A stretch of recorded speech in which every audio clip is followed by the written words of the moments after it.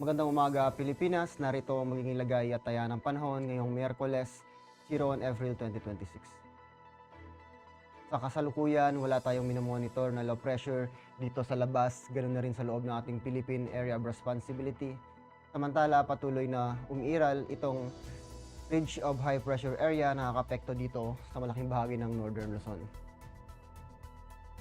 Dahil sa ridge ng high pressure area, inaasahan natin ang Luzon, Visayas, ganoon na rin ang Mindanao. Inaasahan natin ang bahagyang maulap hanggang sa maulap na kalangitan na may posibilidad ng pulupulong pag-ulan, pagkulog at pagkidlat. Inaasahan din natin ang mainit na panahon ngayong araw.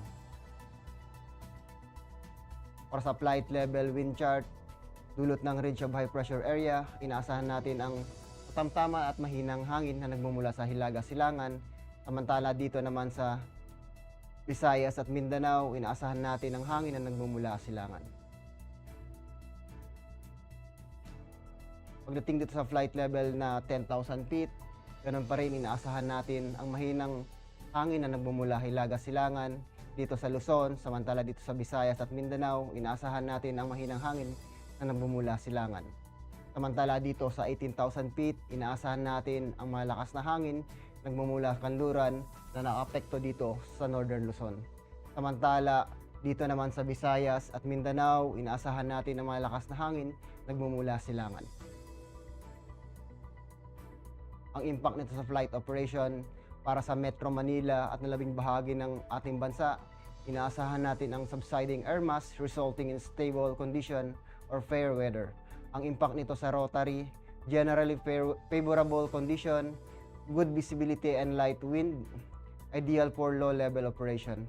Pagdating naman sa fixed wing, inaasahan natin ang generally smooth condition, isolated light turbulence possible due to afternoon convection. Ang araw ay sumikat kaninang 0552 at lulubog mamayang 1808. Meron tayong moon illumination na 100%. Para manatiling updated sa lagay at taya ng panahon, ugaliin i-follow aming social media account na Air Force Weather Center. On behalf of our Commanding Officer, Colonel Alvin John Cugador, POP GSC, ako po si Technical Sergeant Bill Amory I. Bautista, Weather Broadcaster ng Air Force Weather Center. Muli, magandang umaga po, Pilipinas.